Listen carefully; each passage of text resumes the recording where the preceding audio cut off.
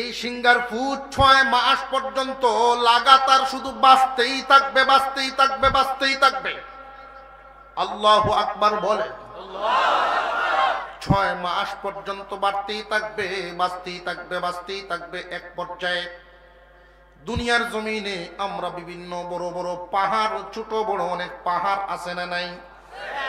দুনিয়ার পাহাড়গুলোর অবস্থা হবে এমন, আওয়াজের বেকুটতার কারণে, বিকটতার কারণে এই পাহাড়গুলো জায়গা ছেড়ে দিবে, পাহাড়গুলো নড়ে উঠবে। এই বিকটতা আরো বাড়তেই থাকবে, বাড়তেই থাকবে, বাড়তেই থাকবে। দেখবেন এর বিকটতার কারণে অবস্থাটা কেমন হবে হয়তো বোঝানো কঠিন হয়ে যাচ্ছে আমার জন্য। এত বিকট হয়ে যাবে, টায়ার যখন ফাটে, বড় বড় ট্রাকের টায়ার ফাটলে দেখবেন আওয়াজ কেমন হয়। অতিরিক্ত আওয়াজের কারণে ছোট কোনো বাচ্চা যদি পাশে তাকে ভয় পায়, নিয়ে পায় না। বাতাস কি দূরে ছড়ে নি না ছড়ে না? ধুলা বালি উড়ে নি না ওড়ে না? বাতাসের চাইতে আওয়াজটা আরো অনেক বেশি। ওই সুৎকারের কারণে সব কিছুই যখন এলোমেলো হয়ে যাবে, যার যার গতি হারায় ফেলবে, বাতাস বাতাসের গতি হারায় ফেলবে, আগুন আগুনের গতি হারায় ফেলবে, পাহাড় জায়গা ছেড়ে দিবে, জমিনটা নড়ে উঠবে। পাহাড় জায়গা ছেড়ে দিয়া হাঁটা শুরু করবে, মানুষ যেমনে হাঁটে এই পাহাড় তখন হাঁটা শুরু করবে। এই পাহাড় হাঁটতে হাঁটতে এক সময় তার অবস্থা এমন হবে, হাঁটার থেকে গতি যখন বাড়তেই থাকবে, দৌড়তে থাকবে, একটা পাহাড় আর একটা পাহাড়ের সাথে তখন টক্কর লাগা শুরু হবে। অবস্থাটা এমন হবে, বড় কিয়ামত যখন শুরু হয়ে যাবে, পাহাড়গুলো দুলির মতো হয়ে যাবে। ওয়াল জিবাল আওতাদা, আল্লাহ এই পাহাড়কে পেরেক বানায় রাখছেন, কিন্তু এই পেরেক তো আর পেরেক থাকবে না। আল্লাহ পাক রব্বুল আলামিন উদাহরণ দিয়ে বুঝায় দিলেন, দুনিয়ার মানুষ একটা আলুর বিচি, আলু একটা চারা তুমি যদি মাটির নিচে রাখো, এই আলুটা হয়তো একটা চারা দেয়, 3 মাসের মধ্যেই এমন এক পরিবর্তন আসিয়া যায়, এর সাথে অনেকগুলো আলু ধরে। ওই আলুটা যখন মাটির সাথে পচে যায়, যখন গাছ ধরে টান দেয়, সব আলু আবার আসে না আসে না? মহান আল্লাহ পাক এই পৃথিবীর জমিনে আমরা যেই দিন ছিলাম না, এমন একটা দিন আমাদের ছিল না, ছিল না, আমরা ছিলাম না। কোথায় ছিলাম?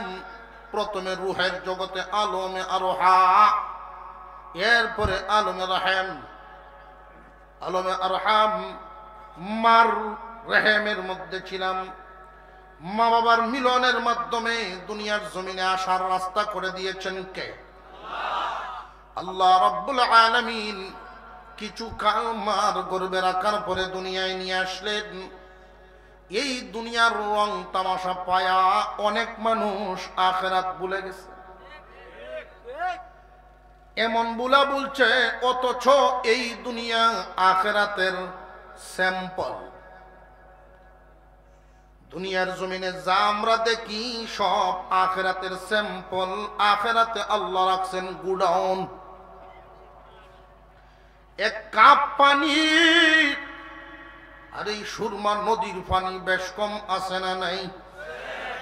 এই কাফে আর সুরমা নদী যেই পরিমাণ বেশ কম, দুনিয়া আর আখিরাত এর চেয়ে বেশি বেশ কম। কারণ সুরমা নদীর দৈর্ঘ্য প্রস্থ লম্বা, এটার মাপ আছে, কিন্তু আখিরাতের শুরু আছে, কোনো শেষ নাই। দুনিয়ার জমিনের এই স্যাম্পল পায়া আখিরাতের গুডাউন ভুলে গেছে অনেক মানুষ। ওরা ছোট নাদান বাচ্চার মতো, নাদান বাচ্চার মতো। কেন? দাদা আর নাতি দাওয়াত খাইতে গেছে, তো নাতি হইলা হইলা তালটা বুঝতে পারছে না। প্রথম দাওয়াত, বর্তা দিয়ে পেট ভরিয়েছে, এরপরে যে গুস্ত মাছ যা কিছু আওয়াজ শুরু হয়েছে, দেখে আর কয় কি কামটা করলাম। দুনিয়ার স্যাম্পল দেখে যারা আখিরাত ভুলে যায় এরা নাদান নাতির মতো। আর একটু জোরে কর। দুধ পান করে আমরা কাপ দেয়া, গ্লাস দেয়া, জগ দিয়ে তো কেউ খায় না। আমরা নাড়া বাজে বোঝা যায় খায় কেউ। গফ শুনি মানুষের দুধ দিয়ে আদ্বৈত গফ শুনি। তো আসলে না, একজন মানুষ হালাল পথে রুজি রোজগার করলে সপ্তাহে হয়তো 1 লিটার দুধ নিতে পারে, যদি বিচক্ষণ চিন্তাশীল লোক হয়। আর যদি বাঙালি স্বভাবের হয়, ডাইলের বড়া খাইব, দুধ খাইতো না। 1 লিটার দুধ যদি পরিবারের সদস্যদেরকে নিয়ে খায়, 1 কাপের বেশি পড়ে না। জিহ্বায় মজা লেগে রইছে। আল্লাহ বলেন, রে ফেরেশতারা, আমার বান্দা বান্দির কাছে দুধ নামক নিয়ামত বড় মজাদার। দুনিয়ার জমিনে কাপ দিয়া খাওয়াইছি, স্যাম্পল দেখাইলাম।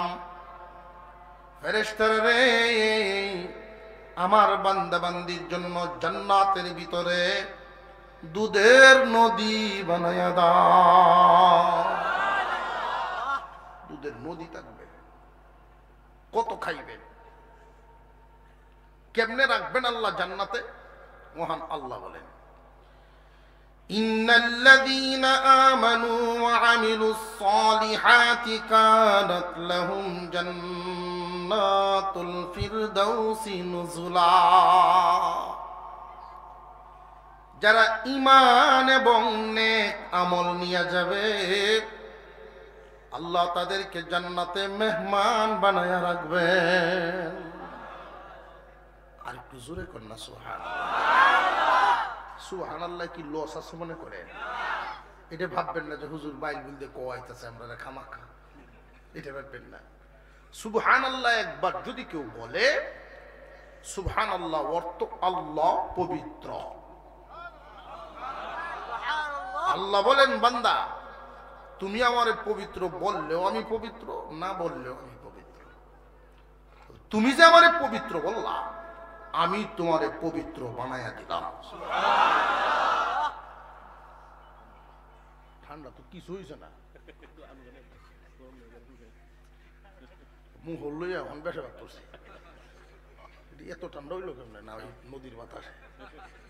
তা আমরা এখানে দাঁড়াইছি ভাই, পিছনে জায়গা আছে, দয়া করে যদি কিছু মানুষ আরো বইতেন, মাঠটা ভরে যেত, পুরো প্যান্ডেলটা ভরতো, আমার মনটা ভরে যাইত।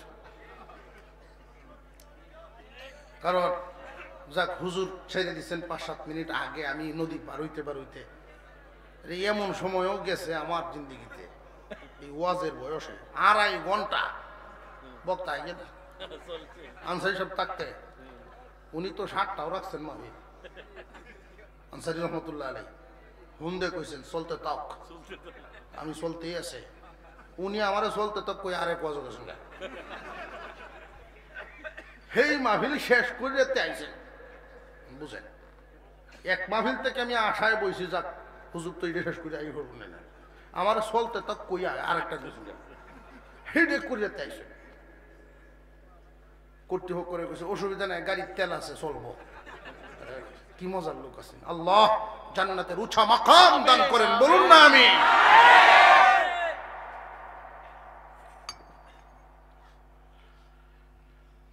গুণে ভরপুর একজন মানুষ ছিলেন, গুণে ভরপুর।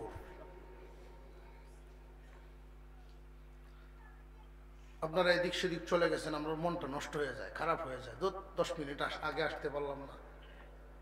আর আপনার তো এত আবেগ, 10 মিনিটে কান্দতেও পারুন, গান শুনলেও কান্দে পাবলিক, ওয়াজ শুনলেও কান্দে, কই সাই থানা কি আবেগ। দুনিয়া একদিন ছাড়তে হবে, বিশ্বাস আসে তো? আল্লাহ আমাদেরকে জান্নাতে মেহমান বানায় যেন রাখেন, বলুন আমিন। এটা আল্লাহ বলছেন। আল্লাহ কি কৃপণ? আরো জোরে কর। আল্লাহ কথা দিয়ে কথা রাখবেন না, এরকম কি? আল্লাহ আল্লাহ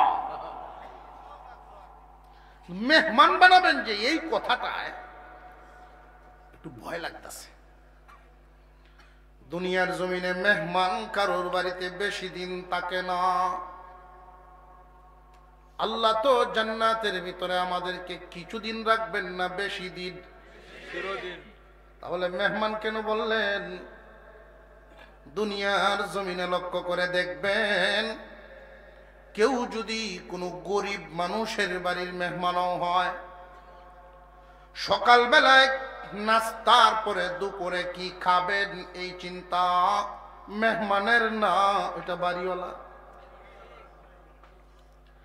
যেই বিছানায় ঘুমান, বিছানাটা উনি উঠার পর বাস করার দায়িত্বটাও কিন্তু মেহমানের না, এটা বাড়িওয়ালা। গোসলের পানি, গোসলখানা, পেশাব পায়খানা, ওনার যা কিছু লাগে সব দায়িত্ব মেহমানের না, এটা বাড়িওয়ালা। আল্লাহ বলেন, বান্দা বান্দিরা, দুনিয়ার জমিন থেকে ঈমান এবং নেক আমল নিয়ে আসো। এই যে সুখের জিন্দেগি তোমাদের শুরু হবে, আর তো শেষ হওয়ার নয়। ইনফিতারের কিছু সামনে গিয়ে দুইখানা আয়াত, ইন্নাল আবরার লাফি নাঈম ওয়া ইন্নাল ফুজ্জার লাফি জাহিম। নেককারের জন্য পুরস্কার, বদকারের জন্য সাজা। দুনিয়া যে ছাড়তে হবে এই বিশ্বাস তো আমাদের আছে, জাহান্নাম যে আছে এই বিশ্বাসও আছে না নাই? বিশ্বাসটা গভীর না। গভীর যদি হইতো পুলিশের ডরে দৌড় মারে, আজান শুনলে দৌড়ে না।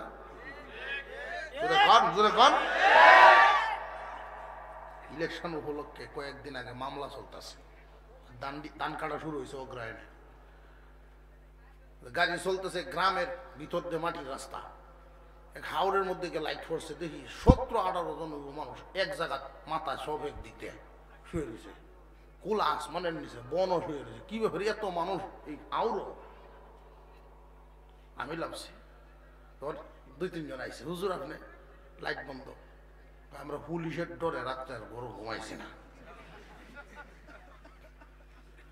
পুলিশের ডরে যদি কেউ ফলায়, এইভাবে 20 জন একসাথে ফলায়, ফলাইলে তো হোক ধরে নিয়ে হোক কেন ফলাই, তাই 20 জন একসাথে থাকলে এটা ফলায়নি হয়। রাত্রে আয়া মামলা, এটা গজব গজব বে মামলা, কোনটা কোন বাই দেত হয়েছে, এমনি ঠাডা পড়ছে না, মামলা দিয়েছে, বাড়ির থাকে না পুলিশের ডরে।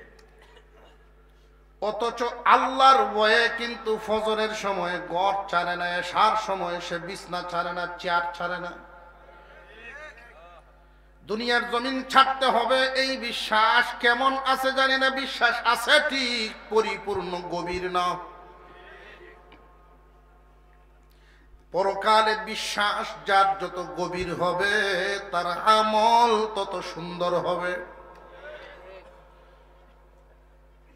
এই যে দুনিয়ার জমিন,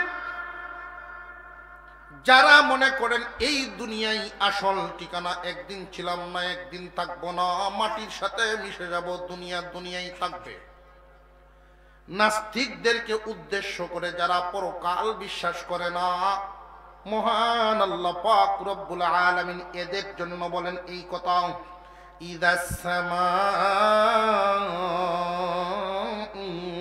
ফাতারাত। হে দুনিয়ার মানুষ,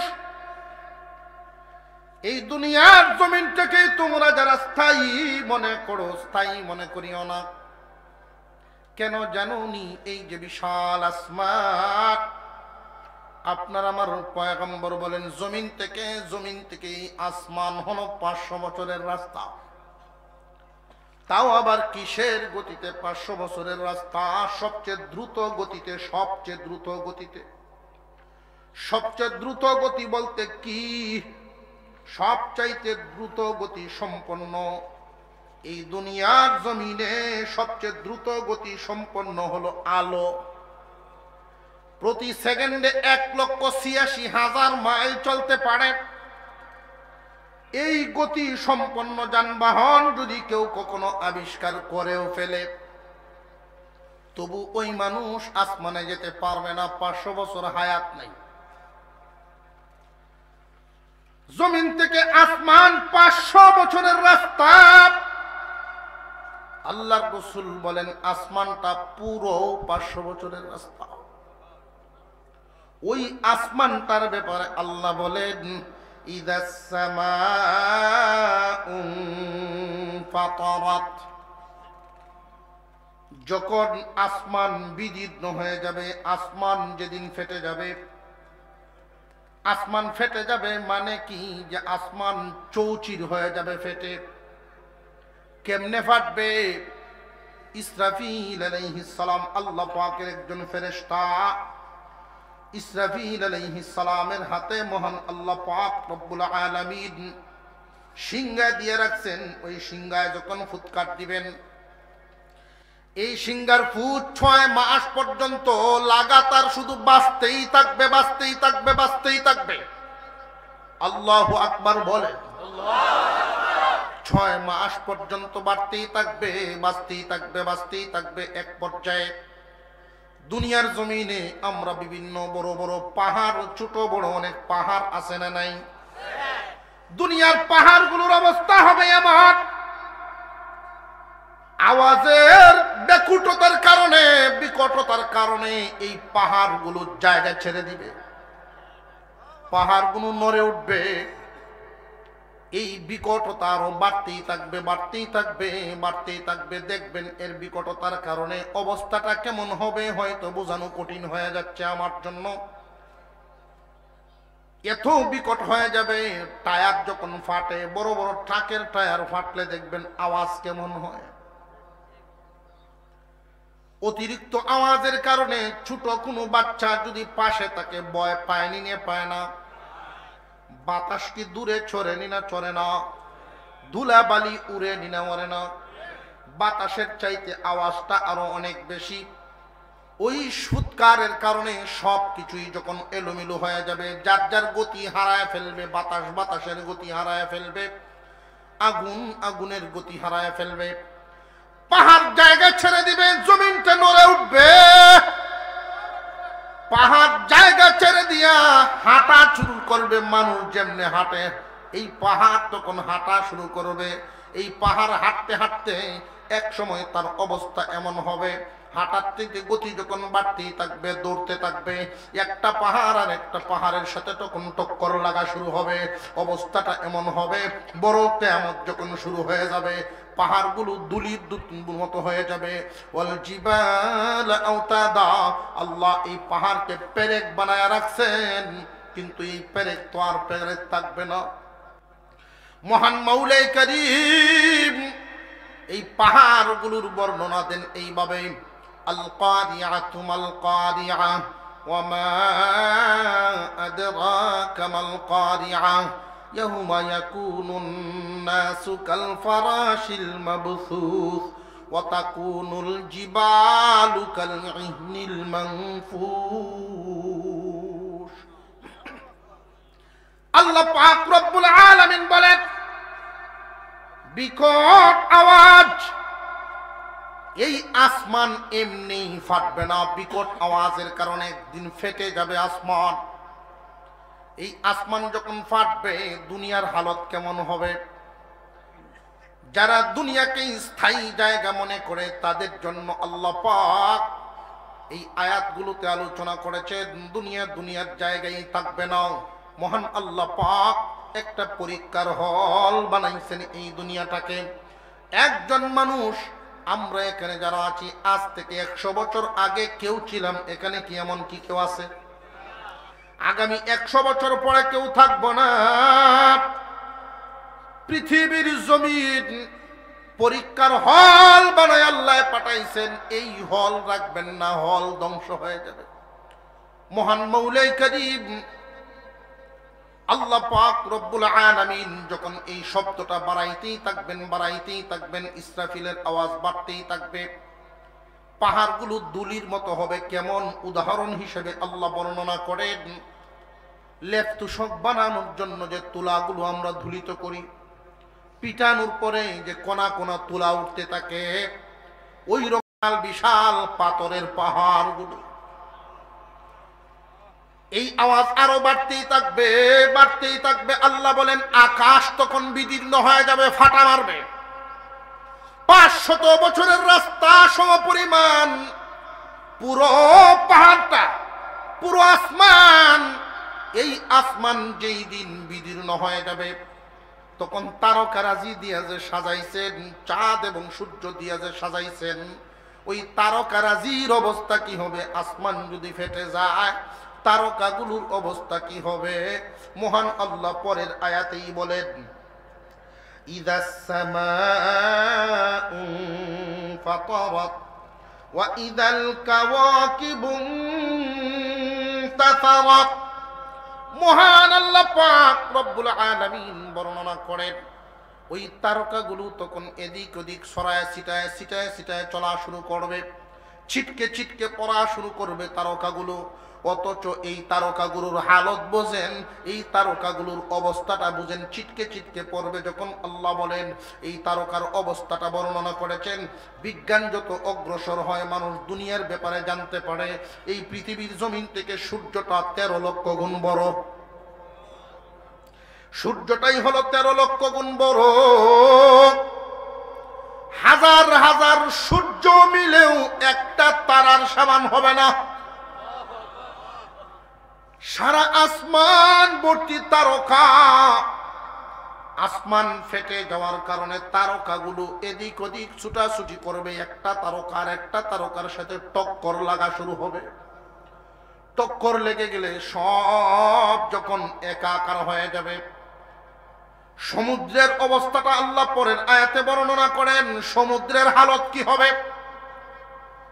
তামাম দুনিয়ার জমিনে 4 ভাগের মধ্যে 1 ভাগ মাটি, 3 ভাগই পানি। সমুদ্রের তলদেশের অবস্থাটা কি হবে? মহান মৌলাই করিম পরের আয়াতের মধ্যে বলেন, ওয়া ইদাল বিহারু ফুজ্জিরাত। মহান আল্লাহ পাক রব্বুল আলামিন সমস্ত সাগর, মহাসাগর, সমস্ত সাগরগুলোর বর্ণনা দেন। এক আয়াতের মধ্যে বলেন এই সাগরগুলো ফেটে যাবে। এখানে বর্ণনা করেন মহান আল্লাহ এই সাগরগুলোর মধ্যে আগুন লেগে যাবে, টকবক করতে থাকবে, টকবক করতে থাকবে এই পাহাড় এবং এই সাগরের তলদেশ ফেটে যাবে। এর মানে হলো তামাম পৃথিবী যখন একটা ভূমিকম্পে পরিণত হবে, পুরো কম্পন, এমন একটা কম্পন হবে, সমুদ্রের তলদেশ পর্যন্ত ফেটে যাবে। ফেটে যাওয়ার কারণে যত পানি আছে আমাদের বর্তমান জমিনে, প্রতি বছর মাঝে মাঝে অল্প সময়ের ভূমিকম্প হয়নি না, হয় না? এই ভূমিকম্পের কারণে নদীর তলাই তো ফাটে না, সাগরের তলা ফাটবো কেমনে? মহান আল্লাহ ভারসাম্য রেখেছেন। তখন জমিনটা এমন ভাবে কাঁপা শুরু হবে। কেন কাঁপা শুরু হবে? ওই যে সূরা কারিয়াতে আল্লাহ বলেছেন এবং সূরা নাবাতে মহান আল্লাহ বলেন এই পাহাড়গুলো হলো পেরেক, জমিন যেন টিকে থাকে। পাহাড়গুলোকে আল্লাহ বানাইছেন ওয়াল জিবালা আওতাদা, বিশাল বিশাল পাহাড়গুলো দিয়ে জমিনের ভারসাম্য ঠিক রাখা, জমিন যেন নড়াচড়া করতে না পারে। জমিন যদি এই পাহাড় দিয়ে পেরেক না মারতেন তাহলে লড়তো, নড়াচড়া করলে তোমাদের জন্য জীবন যাপন করা অসুবিধা হয়ে যেত। মহান আল্লাহ জমিনটাকে পেরেক মারিয়া এমন হালত করেছেন। আল্লাহ এক আয়াতে বলেন, আল্লাযী জাআলা লাকুমুল আরদা ফিরাশা। হে দুনিয়ার ইমানদার মুসলমান, এই জমিনটাকে আল্লাহ পাক তোমাদের জন্য বিছানার মতো বানায় রাখছেন। বিছানার সাথে তুলনাটা দিলেন কেন মহান আল্লাহ? দুনিয়াতে এত বস্তু থাকতে বিছানা বললেন কেন? যে বিছানা হলো মানুষের জন্য একটা আরামের জায়গা। মহান আল্লাহ এই জমিনটাকে মানুষের জন্য এতটাই আরামদায়ক বানিয়েছেন, যেখানে যেমন দরকার আল্লাহ তেমনই বানাইছেন। মহান আল্লাহ যদি এই জমিনটারে পাথরের মতো শক্ত বানাইতেন, কুটি কুপলো কেমনে, হাল চাষ করলো কেমনে, আর যদি এত নরম বানাইতেন 10 টনি গাড়িটা জমিনের উপরে চললো কেমনে। আল্লাহ পাক তোমাদের উপযোগী করে আরামদায়ক করে এই জমিনকে বিছাইছেন। এই জমিনের উপরে 150 তলা 160 তলা বিল্ডিং বানায় ঘুমাইবা, তোমার লইয়া লড়বে না। সুবহানাল্লাহ। কিন্তু এমন একটা দিন আসবে, মহান আল্লাহ পাক রব্বুল আলামিন বলেন, আল কারিআতু মাল কারিআ, আওয়াজ, বিকট আওয়াজ। ওয়ামা আদরাকা মাল কারিআ, ও পয়গম্বর এই বিকটতর আওয়াজ কি আপনি জানেননি? ওয়ামা আদরাকা মাল কারিআ ইয়াওমা ইয়াকুনুন নাসু কাল ফারাশিল মাবসুস। এই বিকট আওয়াজটার কারণে অবস্থাটা দুনিয়ার এমন হবে, এই আওয়াজটা তো একসাথে বিকট হবে না। এই জন্য আল্লাহ মানুষের বর্ণনাও দিলেন। মানুষগুলো কি করবে সেই দিন? তখনকার সময়ের জিন্দা মানুষ যারা থাকবে তাদের হালতটা আল্লাহ বর্ণনা করেন। এই আওয়াজ শুনতে শুনতে মানুষ ঘর থেকে বাহিরে যাবে। এত বিকট আওয়াজ, এত লম্বা আওয়াজ কোত্থেকে আসে? একজন আর একজনকে জিজ্ঞাসা করবে, এই আওয়াজ কোত্থেকে আসে গো? যে আমরাও তো জানি না। তোমরা কি জানো নি? যে না, আমরাও জানি না। বাড়ির মানুষ হাওরে যাবে, হাওরের মানুষ বিলে যাবে। এই আওয়াজের তল্লাশিতে মানুষ অতিষ্ঠ হয়ে যাবে।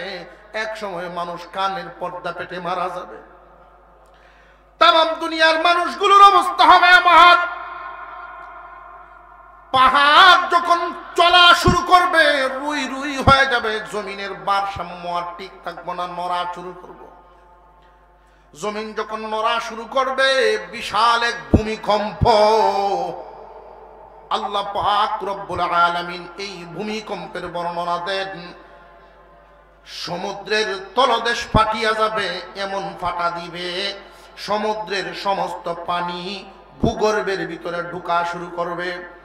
সমুদ্রের তলদেশে আর সমুদ্রে কোনো পানি আর থাকবে না। কোন মুফাসসিরিনে কেরাম বলেন, ওই পানির মধ্যে জাল দিলে যেমন বগলান শুরু হয়ে যায়, তামাম সমস্ত সমুদ্রের মধ্যে বগলানো শুরু হবে। এই গরমের তাপে এই পানিটা এক সময় আগুনে পরিণত হবে। কোন মুফাসসিরিনে কেরাম বলেন, না, এই পানির মধ্যে কোনো জাল উঠবে না, বরং তলদেশ ফাটার কারণে ভূগর্ভে যখন পানিটা ঢুকিয়া যাবে, ভূগর্ভের ভিতরে অগ্নি লাভা, আগুনের লাভা হামেশাই জ্বলতেছে, পানির মতো আগুন জ্বলতেছে। ওখানে তরল আগুন, সেখানে তরল আগুন ভূগর্ভের ভিতরে। ওই পানি যখন সেই লাভার সাথে গিয়ে মিশে যাবে, হাইড্রোজেন অক্সিজেন সব একত্রিত হইয়া একটার একটাকে সাহায্য করে আগুন জ্বালায়া দিবে। তখন আর এই পানি থাকবে না, তামাম দুনিয়ার সমস্ত পানিটাই আগুনে পরিণত হবে। মহান আল্লাহ পাক রব্বুল আলামিন তামাম দুনিয়ার পানিটারে আগুনে পরিণত করে চতুর্দিকে একটা বাউন্ডারি দিবেন। জাহান্নামীরা পলাইবা কোথায়? হাসরের মাঠের বাউন্ডারি দিবেন, তামাম দুনিয়ার পানি দিয়া আগুন বানায়া ওই পানিটারে আগুনে পরিণত করে হাসরের মাঠের বাউন্ডারি দেওয়া হবে। আল্লাহ পাক রব্বুল আলামিন বর্ণনা করে,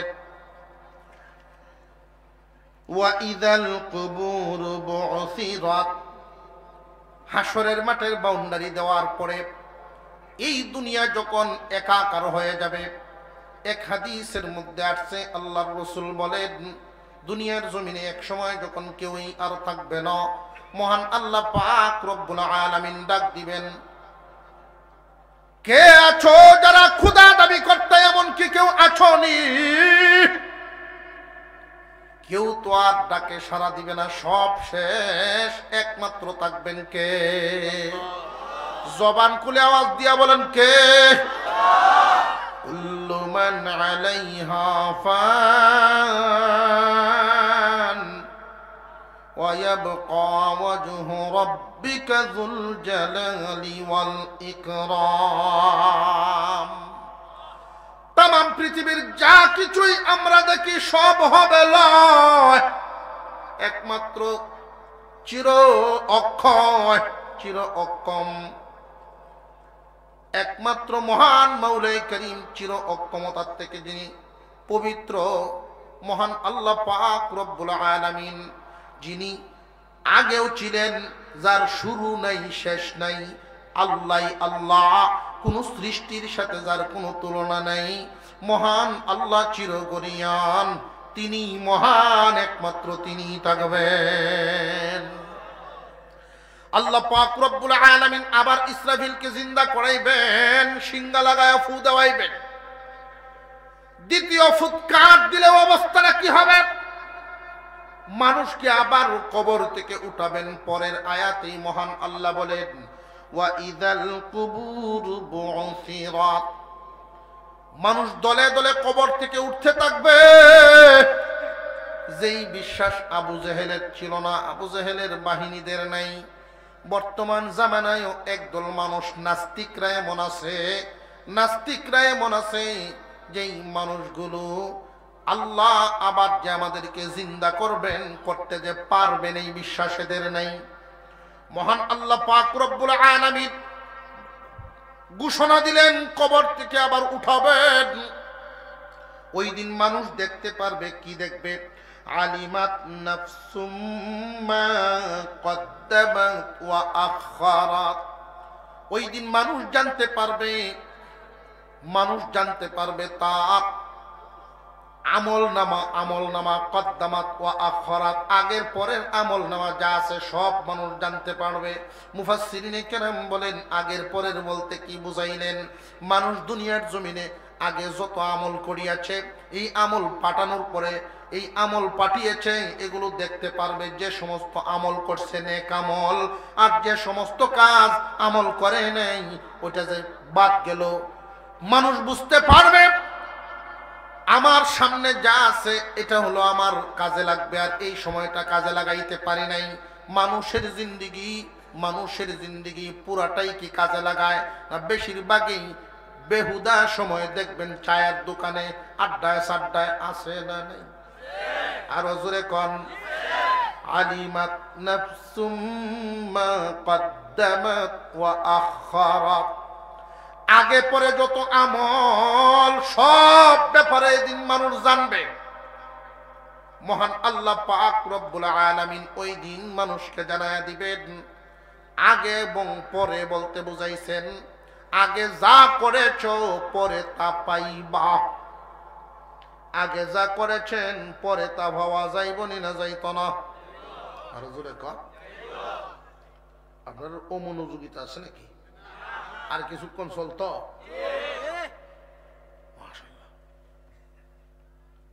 গফ করে বহু মানুষ এমন আছে, হুজুর দোয়া করুন যে সামনের যে এই যে বিস্তার দেখতেছে আমার আসিল না, আমি কিনছি। ডান বামের যে ঘর দরজা দেখতেছেন এটিও কিনছি। দুহানো করছে সাইটটা, ছেলে মেয়েরা বিয়ে সাথে শেষ, এখন খালি মোরতাল্লি হয়েছে, এখন খালি মোরতাল্লি হয়েছে। বোঝা যায় হৌর বাড়ির যাইব, বিছনা বেজায় তুই খালি গিয়ে ঘুমাইব, আর কোনো চিন্তা নাই, কোনো টেনশন নাই। দুনিয়া যা করার সব কমপ্লিট। তুমি যে যাইবা ওইখানে কবরে, যখন আল্লাহ আমাদেরকে কবর থেকে উঠাইবেন, মুসলমান ইমানদার ভাইরা আমার, এই সূরার ভিতরে যেই বিষয় আমাকে দেওয়া হয়েছে, যেই সূরা 19 খানা আয়াত, ধারাবাহিকভাবে আয়াতগুলো যাইতে যাইতে শুধু কিয়ামতের একটু সামান্য বর্ণনা, বহু আয়াতে কিয়ামতের বিষয়ে আলোচনা। কবর থেকে যেই দিন আল্লাহ উঠাবেন,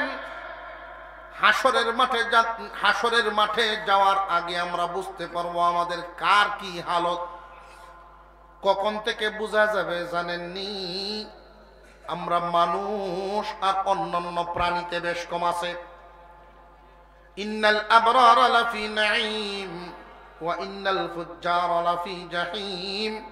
এই আয়াতের কিছু সামনেই আল্লাহ বর্ণনা করেছেন, মানব জাতিরে তোমরা আর অন্যরার মধ্যে বেশ কম আছে, তোমরা মানুষ আশরাফুল মাখলুকাত, তোমাদের 4টা বিপদের গাটি পাড়ি দিতে হইব।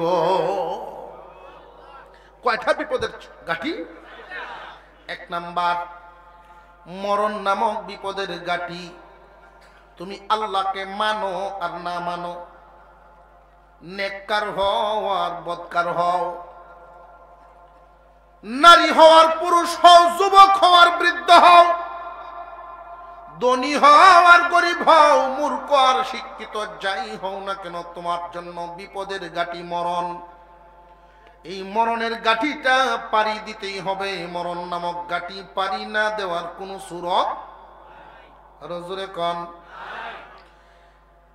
2 নাম্বার গাটি কবর, 3 নাম্বার গাটি হাসরের মাঠ, 4 নাম্বার বিপদের গাটি ফুলসিরাত। এই 4টা গাটি আমাদের প্রত্যেককেই পাড়ি দিতে হবে। আবু জেহেলও যাইব, আমরাও যাইব।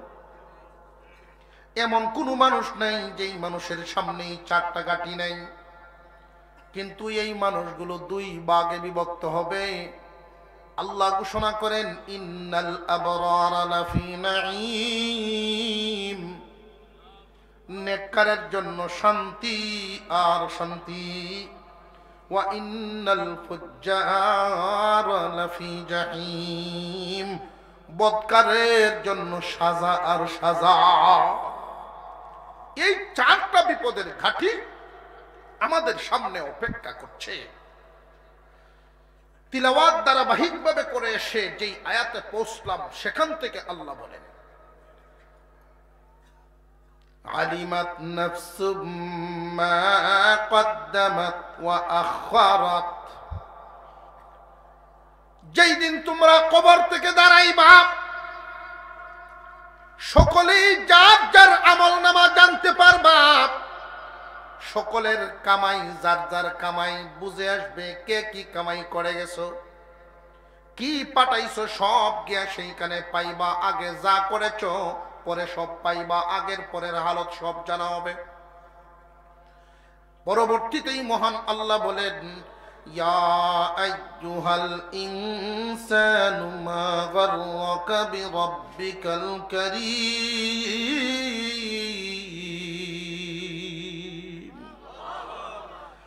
হে মানব জাতি, ইয়া আইয়ুহাল ইনসান, শুধু মুমিন বলেন নাই, নাস্তিকরাও এর ভিতরে আছে। মানব জাতিকে উদ্দেশ্য করে আল্লাহ বলেন, হে মানব সম্প্রদায়, মা গাররাকা বিরাব্বিকাল কারীম, কোন জিনিসে তোমার রব্বে কারীম থেকে তোমারে ভুলাইয়া দিল। কিসের মায়ায় তোমার আল্লাহ ভুলাইয়া দিল? বিবির মায়ায়? না না, বিবি তোমার সাথে থাকবে না। সন্তানাদির মায়া? না না, এই সন্তান তোমার সাথী হবে না। ভাই বেরাদরের মায়ায়? না না, এই ভাই বেরাদর তোমার মায়ায়, ফলে তোমার মায়া, এই ভাই বেরাদরের মায়া থাকবে না। মুহাদ্দিসিনে কেরাম ওয়াল মুফাসসিরিনে কেরাম একটা বাস্তব ঘটনা তুলে ধরেছেন। এই দুনিয়ার জমিনে কিসের মায়ায়? বন্ধু বান্ধব যে না না, আত্মীয় স্বজন না, গোষ্ঠী না, দল না, এমনকি নিজের বিবি পর্যন্ত তোমার সাথী হবে না, স্ত্রী সন্তান সাথী হবে না। তুমি একমাত্র তোমার আমল নামা সাথী পাইবা। কি ভাইবা? আর একটু জোরে কর।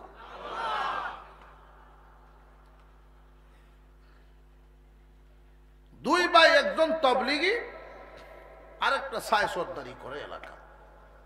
তবলিগি ভাই সিল্লার তোকে আইয়াই যখন গাট্টি খান বাড়ি তোয় বড় তুই এই বড় দাদা ভাই সাহ চিল্লা লাগাই আইসি ভাই সাহ, আপনার নামটা তো দিয়ে আইসি। তোর তোর কাম নাই, আমার নাম দেয় আমার টেনজি গাইছাস। ভাই সাহেব আপনি আমার বড়, আমি যখন এই রাস্তায় যাইতাম পারছি দুনিয়া কয়েকদিনের বেশা কয়েকদিন তাক বই, ভাইয়ের কথা শুনে না। অবশেষে একদিন পায়ে ধরছে, ভাই আপনি মনে করতেছেন এই দুনিয়াদারি আপনার সব, আসলে এগুলো কিচ্ছু না, শুধু একটা চশমা চোখে দিয়ে তৈরি। কিছু চশমা আছে দেখবেন, এটা চোখও লাগাইলে গাছের দিকে তাকাইবেন গাছ নীল দেখা যাবে, গড়ের দিকে তাকাইবেন গড় নীল দেখা যায়, আপনার বিবির দিকে তাকাইবেন দেখবেন বিবিও নীল হয়ে গেছে। ভয় পাওয়ার কিছু নাই, আসলে বিবি নীল হয়েছে না, চোখের চশমায় নীল বানায়, নীল দেখা যায়। চশমাটা সরান, আসল বেরিয়ে যাবে।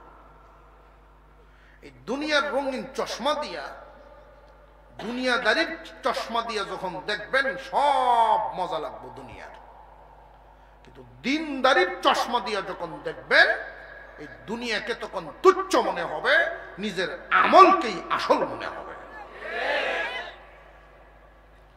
বাইরে বুঝাইতে বুঝাইতে একটা পর্যায়ে নিল, কি পর্যায়ে?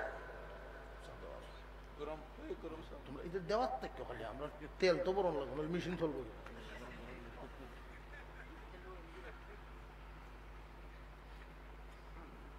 একটা পর্যায়ে নিল যে আপনি মনে করতেছেন স্ত্রী সন্তান আপনার আপন, কেউ কেউ না, নিজের আমল নষ্ট করে এদের পিছনে ঘুরতেছেন। আপনি শুধু একটা ভাব ধরে পড়ে থাকবেন, এরপরে যা করার এটা আমি করবো, আপনি খালি শুনবেন, আপনি নড়ুন না। আচ্ছা যা, তোর কোনো কথাই শুনি না, তো এইটা তো শুনতে পারবো। উনি আয়া বাহির থেকে ঘামে উমে আইসে, আয়া এমনি দিলিমতে বিছনা থুরে গেছেন, ফুটে গেছে, ব্রৌব্র সাইডে দিচ্ছেন, বাপ যেটা ধরার হুড়া হুড়িয়ে ধরছে, কান্নাকাটি একটা লাগছে, শিক্ষার ফক্ষা শুরু হয়েছে। রান্নাঘর থেকে বিবি সাপ তাই নাই, তোমার কি তো হয়েছে, তুমি আমার তো কয়ে যাও, ফিরাই না ডেকে আমার কয়ে তুই যাও, আমার তুই কই যাও। বুড়ার মনে মনে আমার ভাইয়া খামার এভাবে বাপটা ধরাইছে, দেখো আমার বউটা কিভাবে কানতেছে, আমি বলে তারা তুই যাইতেছি গিয়া। আমার মন রে বুঝেছে একটু ধৈর্য ধরে দেখি কিছুক্ষণ, আমি তো আর যাইতাছি না, তারা কিছুক্ষণ কান্দক। ভাই আবার শিখাই দিছে, তোমার যদি বেশি অধৈর্য হয় মন অন্যদিকে ঘুরাইবা, অন্যদিকে ঘুরায় বিয়ার দিনের কথা মনে হচ্ছে, যা এই দিন তো কাঁদছিনি, একটু কান্দে লাগ। এক ছেলে গেছে দৌড়িয়া, সাজি ছোট চাষা আইলেন না, আব্বার অবস্থা বলা না, কারণ কেউ যখন মুমূর্ষ অবস্থা হয় দম আইয়া যায় পরে, এই সময় কোনো হুজুর না, তার কত ইমাম সাহেব মুয়াজ্জিন সাহেব লই যায়, ঠিক না, পরিমাণ এখন করাই সেই উদ্দেশ্য হইলেও টুপিওয়ালার দ্বারা যায়, লইয়া তো শাসারে শাসাইস। ভাই সাহেবের চোখ টুকটু টান দেখো, এ গো বুঝে লাগছে। ডাক্তার কবিরা জানি লাভ নাই, কোনো কাম হইতো না। কেন? এটা ছোটবেলার রোগ। কে ছোটবেলার রোগ? হ্যাঁ ভাবি বুঝতেন না, এটা ছোটবেলার রোগ। দুই ভাই একসাথে অসুখ হয়েছে। ডাক্তার কইছি এই রোগ এমন একটা রোগ, এই রোগ যদি দ্বিতীয়বার উঠে আর রোগী তৈয়া যাইত না। যদি এই রোগ আর একজনে লয়, উনি যারে কিছুক্ষণ ধরে রাখবো, এই রোগ তার শরীর যাইব। যদি কিছুক্ষণের লাগে ধরে রাখতে পারে, এই রোগ তার শরীর ট্রান্সফার হইব, এই লোকটা জিন্দা হইব, সুস্থ হইব। তবে যারে ধরব হে বাঁচতেও পারে, মরতেও পারে। পুরাপুরি মরবো এই কথা তো কন যেত, বাঁচতেও পারে মরতেও পারে। যেই এই কথা বলছে ছোট ভাইয়ে, বিবি সাহেব যে কান্দা তাসিন ডুঘরানি রে বন্ধ করছে,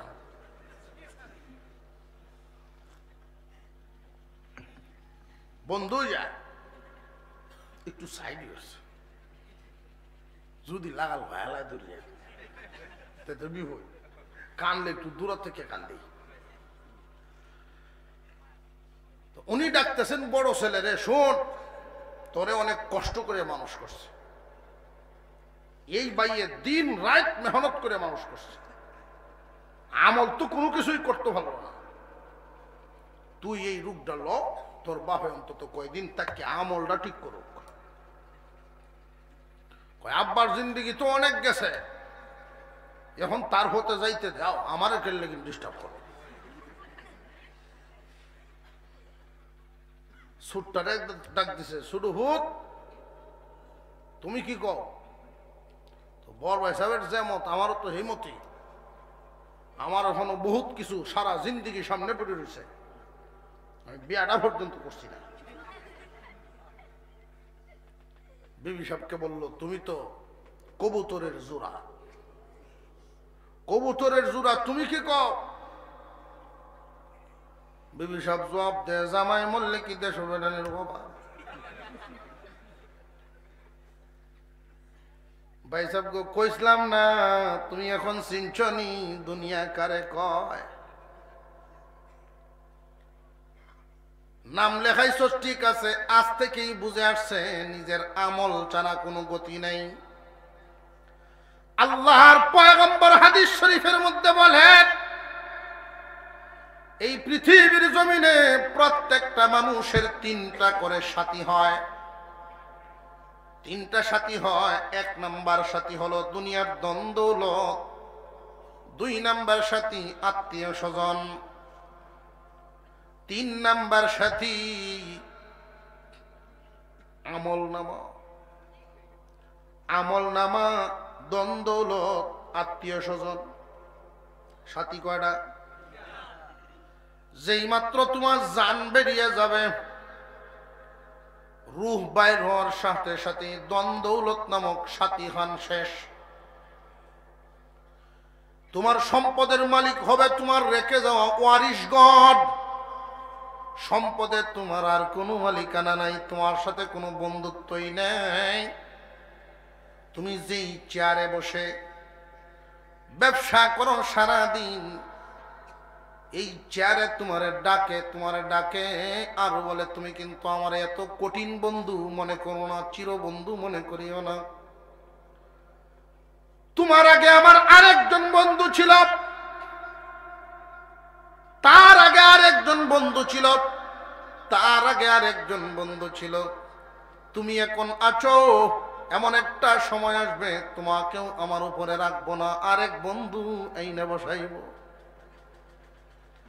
জমিনের উপরে হাল বাও কৃষক, জমিন প্রতিদিন তোমার ডাকে আর বলে, বন্ধুরে আমারে কিন্তু চিরবন্ধু মনে করিও না।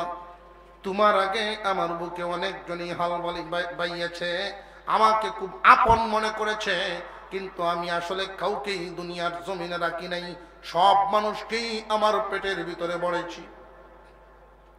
তুমিও আমাকে চিরবন্ধু মনে করবে না, এমন একটা দিন আসবে তুমিও অন্য করে জানাজা পড়ায়া শেষ গোসলখানা দিয়া প্রতিদিন মসজিদের মাইকে আলান হয়নি না, হয় না? আমরা এখানে যারা আছি জিন্দা, জানা নাই কার নামটা কোন দিন ঘোষণা হইয়া যায়। রে যুবক ভাইয়েরা, বর্তমান সময়ে বুড়ার চাইতে জোয়ানের হার বাড়তেছে, মরণের হার। মুরব্বী মানুষদের চাইতে যুবকের মৃত্যুর হার কম না বেশি? বর্তমান সময়ে তুমি আর চুপ করে হিসাব মিলানোর সময় নেই। আজ থেকেই ইস্তেকামাতের সাথে তুমি পাক্কা ইরাদা করো, ফজর থেকে নামাজ আর বাদ দিব না। কেউ কারোর সাথী না, তোমার জান বের হওয়ার সাথে সাথেই তোমার দুনিয়ার মাল দৌলত তোমাকে ছেড়ে দিল। আত্মীয় স্বজন যখন সংবাদ পাবে, আফসুস করে শুধু এতটুকুন বলবে, কালকে দেখলাম ভালো মানুষ, আজকে কেমনে মারা গেল। আত্মীয় স্বজন সব তোমার বাড়িতে ভিড় জমাবে। কেউ যাবে কাফনের কাপড় আনার জন্য নদীর ওই পাড়ে, কেউ চলে যাবে বাঁশ কাটার জন্য তোমার শেষ মেশ সামান দেওয়ার জন্য, কেউ যাবে মসজিদের পালকিখানা আনার জন্য, তোমার প্রিয় বন্ধুরা পর্যন্ত তোমার বাড়িতে ভিড় জমাবে। আজকে যাদেরকে নিয়ে হাতে হাতে ধরে চলো, আজকে যাদেরকে নিয়ে হুন্ডা নিয়ে ঘোরাফেরা করো, এক গাড়িতে তিনজন, এক গাড়িতে তিনজন, হঠাৎ দেখবা একজন নাই। এই হলো দুনিয়াদারি, এই দুনিয়া। আল্লাহ পাক রব্বুল আলামিন এই ডাক দিয়ে বলেন, মানুষ মা গররাকা বিরাব্বিকাল কারীম, কোন মায়া কোন মহব্বতে রব্বে কারীমকে বুলায়া দিল। বন্ধুত্ব, যেই বন্ধুত্ব বন্ধু থাকবে না, হঠাৎ দেখবে একজন হারায় গেছে, হঠাৎ দেখবে দুইজন নাই। কার মায়ায় তুমি আমারে বইলা গেছো? বান্দারে, যেই দিন তোমার কেউ ছিল না, আমি আল্লাহ একমাত্র তোমার ছিলাম। যেদিন তোমার কেউ ছিল না, সেদিন ছিলাম আমি। আবার যেদিন কেউ রবে না, সেই দিনও রব আমি। এখন তুমি সব পায় আমি মাওলারে বলে গেছো, ওরা কেউই তোমার থাকবো না। আত্মীয় স্বজন তোমার শেষ গোসল দিয়া কাফনের কাপড় পরাইয়া জানাজার নামাজ পড়ার জন্য, হয়তো তোমার জানাজায় মাঠ ভর্তি মানুষ হবে, কিন্তু কেউ তোমার আসল সাথী হবে না। কাঁধে করে কবর পর্যন্ত যাবে, দুইজন মানুষ লাফ দিয়ে তোমার কবরের ভিতরে নামবে।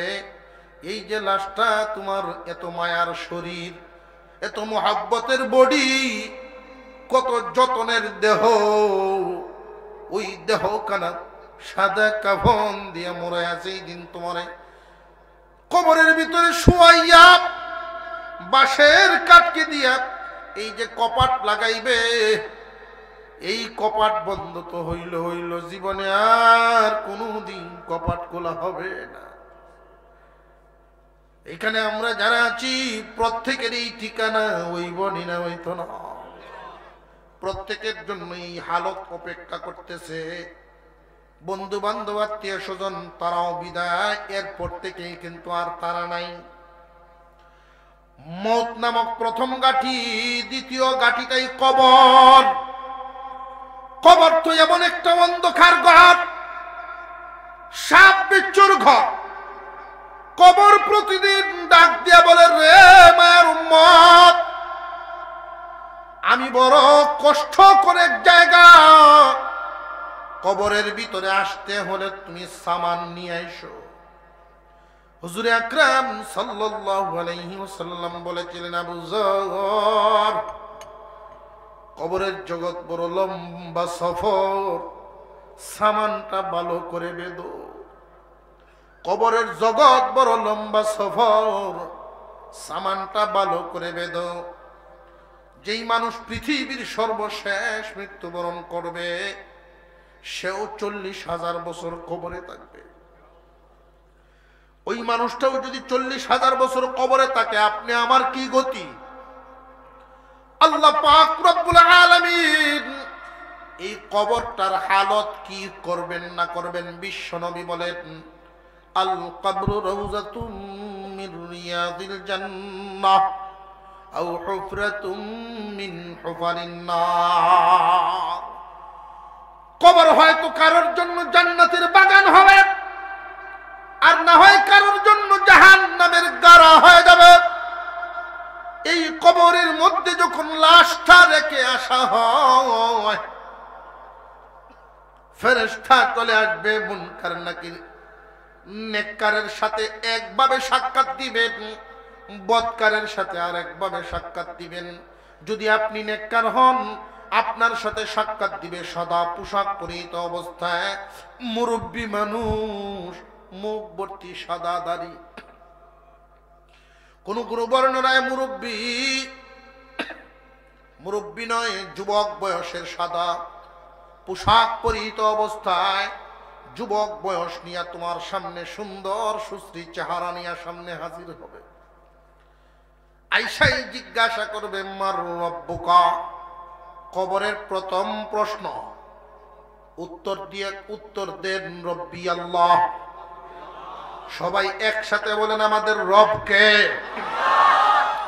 প্রথম প্রশ্নটাই ফেরেশতায় করবে, মার রব্বুকা। এই রব এমনি বললে হবে না রে ভাই, এই ঠুটের সাথে রব শব্দটার প্রশিক্ষণ দুনিয়ায় দিয়ে যেতে হবে। এটা পরীক্ষার হল। দুনিয়াটা আল্লাহ বানাইছেন পরীক্ষার হল।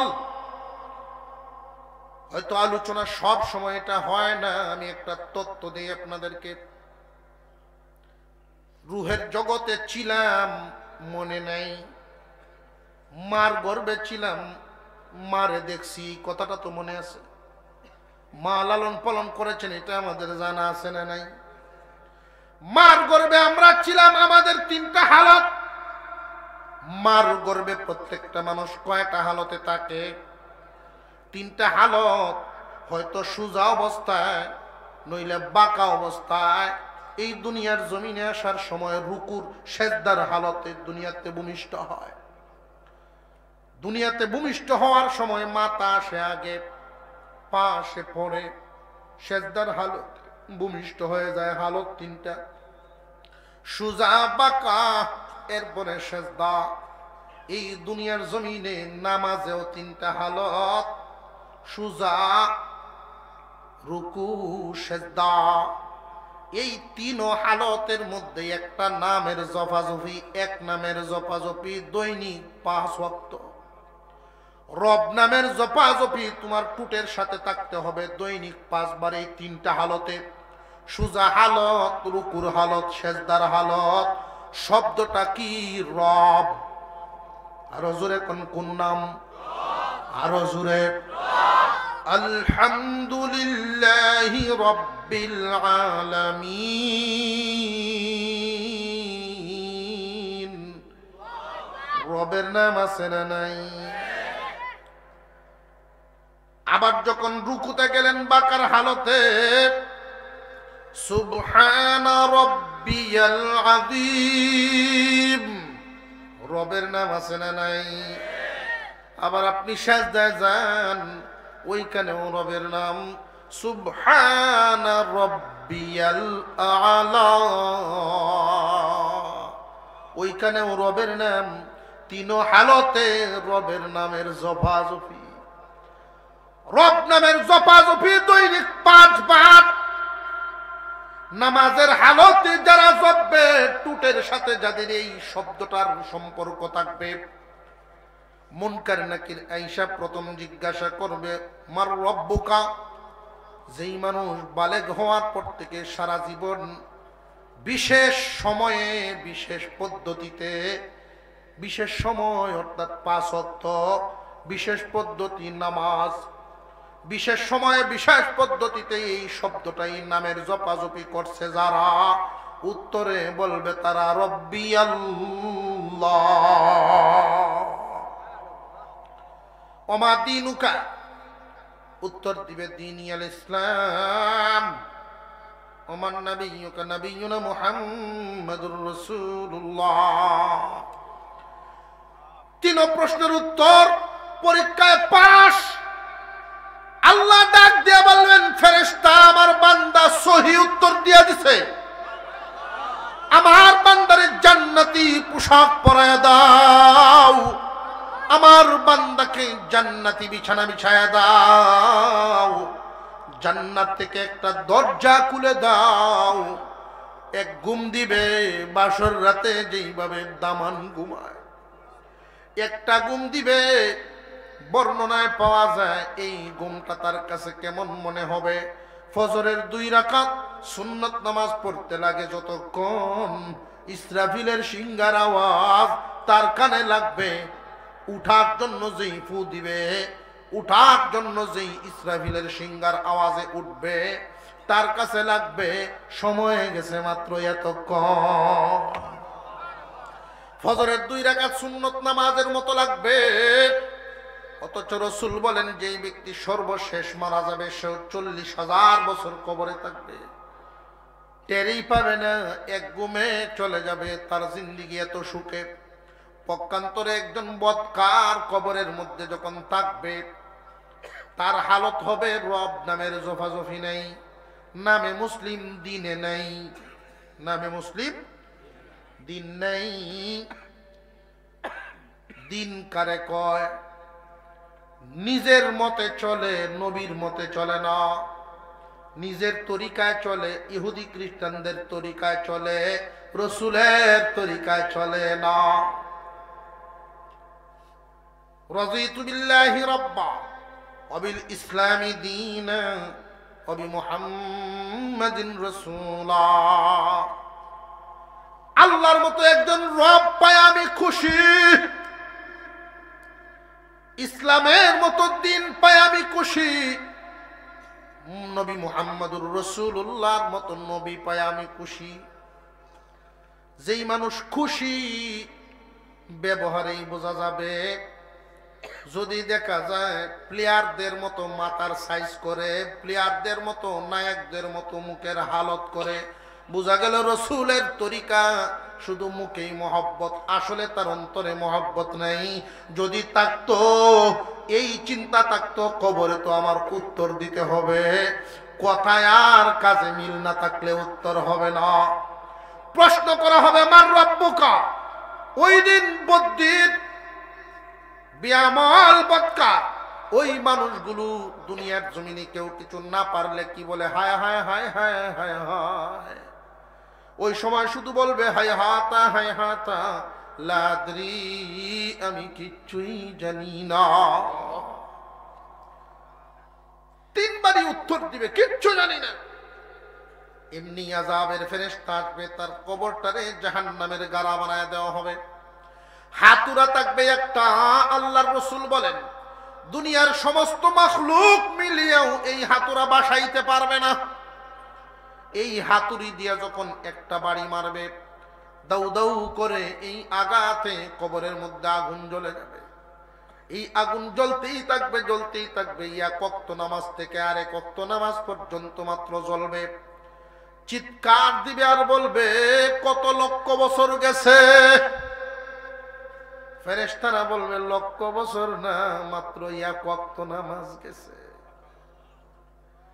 বদকারের জিন্দেগি এমন। বুঝার জন্য আমি একটা কথা আপনাদেরকে বলি। একই রুমে দুইজন মানুষ পাশাপাশি বিছানায় ঘুমায়। একজনের স্বপ্নে দেখেন বাঘ সাপ তারে দৌড়াইতেছে, তার ঘুমটা কেমন হইব? খুব কষ্টের। দৌড়ায় আর দৌড়ায়, কি পেরেশানি, বাঘ ধরে ফেলে অবস্থা।